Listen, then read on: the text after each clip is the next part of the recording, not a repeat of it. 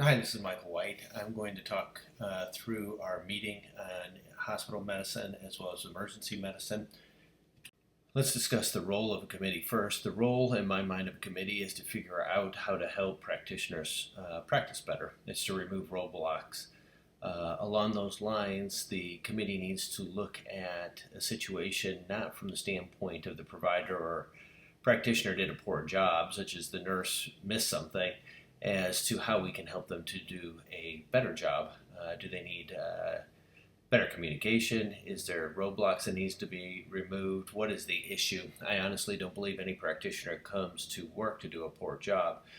I've been on far too many committees where they blame the providers or the nurses or whoever for what goes wrong as opposed to looking at how they can help things to get better. In terms of coming to the meeting, I want all the departments to be prepared to present their information. If you want the information put on slides by myself, I'm happy to do that. I need you to create a shared drive and share that with me so that I have access. I need that data to be available by the first of each month. If you want to create your own slides and send them to me ahead of time, that's fine as well. I can just add them in, however you would like to do it. I do not want to receive a data dump, say on the first or second, with the expectation that I load that information into spreadsheets and prepare to present the information on your behalf. That's not going to work. In terms of the information, data is used as a reference point. It is not used for a long discussion. Basically, you want to see a trend of movement where you want to go. And if you're not seeing that, then why are you not seeing it and what can be done to make it better? A great example is ordering blood specimens. There's multiple parts to getting a blood result after the order, but each one of those needs to be looked at individually and how the communication can happen between the departments and between practitioners themselves to get to the endpoint. The next part is looking at metrics. The metrics that I reference are the HCA metrics. That's because HCA is the most competitive in any market based on their performance, and that's where I want us to get to. These are distinctly shorter times than what CHS typically uses, but they will be what I will be referencing and will be along the expectations I'm looking for going forward. So let's talk about emergency medicine first. So a couple things that I personally need to make things happen. One is in a lot of the documentation, especially physician side, but some of the nursing side, on Cerner, there's timestamps missing. This is happening on MedHost as well. I'm going to sit down and refresh on Cerner, and once I get enough information, I will put together a presentation similar to a YouTube so that the providers can watch it and learn. Plan to do that with MedHost as well. I've used MedHost in the past, although it's been a good decade, and I will need a refresher there as well. But once we get the timestamps in and know where the timestamps are and we're documenting it correctly, then our data will get much better. Right now, a lot of our data is confusing because the timestamps are not put in correctly. I did not receive Siloam radiology data nor Siloam lab data. I did receive a spreadsheet for Springdale lab data the late afternoon before this presentation. This meeting was supposed to happen.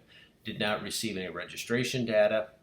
I gave a presentation recently about throughput and changing the process.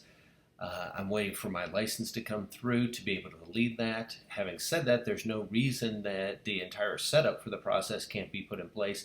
And if somebody wants to start it ahead of time, I'm more than happy to be there to guide it. I just can't do the heavy lifting until my credentials come through.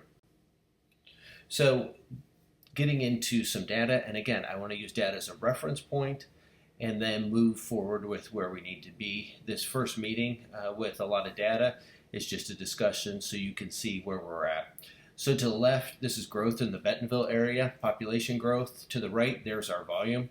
Actually, if you run our volume over time, it's actually decreased. This is problematic. Obviously, we're being crushed in the market because the market share is going to our competitors and not to us, and we need to reverse that trend. So, like I was talking about, if you don't catch a wave in surfing, then you get crushed by the wave. The largest gaining cities in Arkansas are almost all in our immediate area. Therefore, we should be capturing a lot of the new business that's coming in if we have the best product. If we're not capturing the business, then that just is a telltale that we don't have the best product. at this time. But obviously, I'm here to work with you guys to help that change. So, one of the main things that I see in reference to this is a couple. One is the image from Liar Liar. I just put in there to remind myself because a lot of what we have are self-inflicted wounds. There are things that happen in our emergency departments or inpatient side that don't need to happen. And it just causes us pain that we are doing to ourselves. And I see that much more frequently than I have in many other hospitals. Other thing is that I think a lot of people are looking and saying, well, we're as good as Mercy, or our throughput is about as good as Mercy. Our competition is certainly not the other hospital systems in the community. They're not moving near fast enough. If HCA was to drop a hospital in here and dominate this market in a very short period of time simply by the product that they put forward. Urgent cares, they're somewhat competitive, and I think it's a reasonable initial goal to try to get to urgent care speeds of processing through, and we talk about that with x-rays, but ultimately our goal, our competitor is ourselves. We need to look at ourselves and what potentially we can do. And I have a pretty good experience in terms of based on the size and acuity that we're seeing in our emergency departments where our metrics truly should be. The nice thing is we have all the pieces of the puzzle here. I'm going to be completely honest. I've never worked with a more professional, consistent, engaged group of professionals who want their department to be excellent than here that I've seen in this Northwest market. I've been extremely impressed and extremely pleased by how everybody wants to get on board and do something. So none of this is intended to attack anybody or be negative about anybody. This is to get us aligned in our resources so we can move forward, because you guys have absolutely all the tools here to absolutely dominate this market. And my hope is working together, we can get there in a relatively short period. So overall throughput expectations, I had this on a previous presentation. Arrive to greet, less than 5 minutes. Low acuity length of stay, these are your sprained ankles and your prescription refills overall. The composite should be less than 50 minutes. Overall discharge length of stay, less than 90 minutes. And greet to admit disposition, less than 100. Now, I include those numbers because first of all, those are urgent care numbers. Those are not where these programs should be. We should actually be much faster than that. The low acuity I included simply as a reference point. If you go to an urgent care and you have a sprained ankle, your expectation is to be seen, get an x-ray, and then get your crutches or splint if you need it. Otherwise, discharge home if it's not broken. If it is broken, then a discussion of what to do about that. Regarding the arrive to admit disposition, I include that because those tend to be our higher acuity patients with more complex testing. And so that shows our processing once a provider has seen the patient until they're ready to admit the patient of how efficiently the system as a whole is doing. So looking at this is our arrive to greet, the door to dock. And again, the green line at the very bottom at 5 minutes is our goal. You can see that the freestandings are doing a little bit better, but that the main hospitals still have significant improvement, including Siloam being upwards of 15 minutes. It's simply far too long of a wait time to be seen. So let's look at low acuity length of stay. This is our overall low acuity length of stay. So this is ESI 4s and 5s. I just included the numbers for a 4 because this would put us at a kind of a ceiling for what's the maximum that we should be seeing, because 5 certainly should go through the system much faster. A prescription refill that doesn't require anything should be in and out in 20 to 25 minutes. So a 4, arrive to triage, which is, that should say arrive to provider greet, 5 minutes, evaluation 5 minutes, testing, which is an x-ray or maybe swabs, whatever you're going to do, 20 minutes. Now that swab doesn't mean you're getting the full result there, that you're just getting the test done and set off. The patients can be called afterwards to be given results. Registration and leave, total time 45 minutes. So I had talked earlier about the goal for an urgent care for a low acuity is probably about 50 minutes. Honestly, we should be averaging less than 40 minutes once we get efficient. If you look at our hospital-based systems, currently they are all above 90 minutes for their low acuity length of stay. They're looking at twice as long as the benchmark. there's a tremendous opportunity for improvement of throughput here. And I'm not saying that's one person's responsibility, meaning that the providers have a role in terms of seeing the patient and getting the test ordered. The nurses have a responsibility in getting their part together, the x-ray and getting the images, etc. So what happens? There's a ton of rate limiting steps, and this is the biggest problem that I've seen. So right now, for example, looking at this top beaker here is slow because the system's slow because you can't get past this point until it's completed in its smallest here. It's narrow and then it enlarges. So this, for example, would be the arrive to greet. This is slow right now for the providers. The process will fix that. This right here would be processing in terms of getting an x-ray done or a simple test done. It's not being processed quick enough. Again, I have our metrics later. And this last part here would be, say, the nurse giving a Lortab before discharge, or a shot of antibiotics, or registration is the last part. But as long as you have these rate limiting steps, you're not going to get near where you need to be in terms of efficiency. So let's talk about nursing. We'll talk about that first. So I looked at a couple different things. This is DC dispo to depart. So provider sees the patient, they're done with the patient, they put them up for disposition. How long should that patient be there? I would say less than 15 minutes. Where are we at? It's actually not horrible. The nurses at the hospital-based systems are about 5 minutes above. At the freestandings, we're right there where we need to be.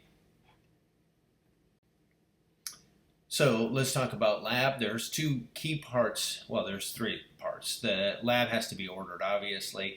Then the specimen has to be collected and received in the lab, and then the lab puts it on the machine to get a result. So in terms of this is orders to the specimen in the lab. Obviously, the lab can't run a specimen until they receive it. You can look at the urine. Right now, it's 50 minutes. So for a urine order to received in lab, the goal is less than 20 minutes, and blood is less than 15 minutes. You're looking relatively good here, but obviously a little bit longer here with the lactic acid. Got another slide about the lactic acid later. And again, this is just for Bentonville. I did receive Springdale data, but it was too late to put in this presentation, and the Siloam data was not available. So right now, our turnaround times, let's talk about the lactic acid, which is, this one right here. So somebody comes in, I'm worried about sepsis, I order a lactic acid. That has to be resulted well within an hour before so I can use it to make an actionable measure. The feds want us to have antibiotics in less than an hour, but if I don't have a lactic acid result, then I can't act upon that. And currently our lactic acid result is well beyond an hour to result, which means either the test is not the test that we need, or the process is not the one that we need. And that needs to be driven down to see if we can get a lactic acid back well less than, say, 40 minutes, so that we have 20 minutes to act on it. If not, then we need to look at alternatives. It's kind of like what I'm seeing with these labs, similar thing with a urine. If I don't get a urine back and I'm worried about a pregnancy, then I can't do CT scans until that's resulted. So if my urine is 72 minutes, then I am waiting an hour and 12 minutes before I can even order the CT scan, which is insane. You're not going to satisfy a lot of patients with that kind of performance. Same thing with a BMP. If I need a creatinine to do a CT scan and I'm having to wait a significant amount of time, that just delays the CT scan. It's kind of, all of this lab stuff is kind of like giving a present when the party's already over. It's a little bit awkward, and it misses the point of giving the present when the celebration's going on. We have to be active in the moment, which means we have to be able to get our labs back in a timely fashion to be able to act upon them. Radiology, or your arrive, which is the order until shot, until the image is shot. Again, we want this less than 15 minutes. You can look here at Springdale, which is coming down nicely. It's getting close, very close. And then you have Bentonville over here. I didn't have Siloam data to look at. CT scan, this is a biggie here. Because this is CT order to shot for non-contrasted CTs. So they don't need, these are your CT heads and necks. They don't need an IV or anything like that. They just need an image. So I did 2 sets here. This down here is the set for the CT stroke, and it shows that we can get downwards of 20 minutes for a stroke alert.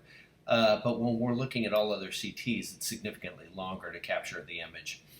I am going to tell you for what I'm used to, the CT in a stroke protocol should be shot within 10 minutes, typically within 5 minutes of the stroke alert. It's very fast. This is at least twice as long as what I am accustomed to.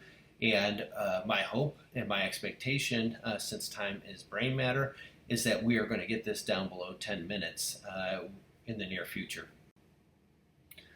So patient experience, there's a couple of endpoints that you can look at in terms of how patients think we are doing, and patient experience is one of those. So would they recommend us? And here's our scores. This is quarter 2, obviously quarter 1. Quarter 2, we're not doing very good. We're above 50%, but really, is that acceptable for half your patients to say I wouldn't recommend you? And over here is the physician component. And again, physician has a ton of opportunity for improvement. I put the provider Greek to DC Dispo. I believe this is the largest driver of this, and we are far too long for Greek to discharging patients, especially at our hospital-based systems. I didn't include patient experience for the freestandings because the number of surveys we get is so low that it's very variable. So where I want to get to is, if this is us right here, going down below the ground in terms of performance, I want to shoot up like this. How are we going to do that? We got to be clear in terms of what we are doing and why we are doing it and how we are doing it. It needs to be good communication. These meetings are an excellent avenue for that. And it's got to be simple and direct. The process I put in place is very simple and direct once we can get that rolling. Obviously, we want to avoid complex situations and uncertainty of what we're going and where we're going to. If you missed it, this is an overview of the process people show up, multiple triage rooms, the providers are in the very front, they put orders in, the patients go to an area where people get pulled off for blood IV, CT scan, EKG, whatever it may be. And then the provider, once they get the results back, can make a disposition. At the end of the day, providers all do the same thing. We order a bunch of stuff, we wait for the results to come in, and then we act. Very often, providers will act on x-rays and CT scans even before the official read. I've been working with the administration about shortening the time from the image shot to the read, especially on CTs, especially overnight. So drivers of success, obviously patients come to see the doctor. So the earlier they can see the provider, the better off we are. We got to be consistent in what we do. It has to be disposition driven, which means one of the things that's a fallacy in emergency medicine is that higher acuity patients take precedence over lower acuity patients, and this is completely backwards.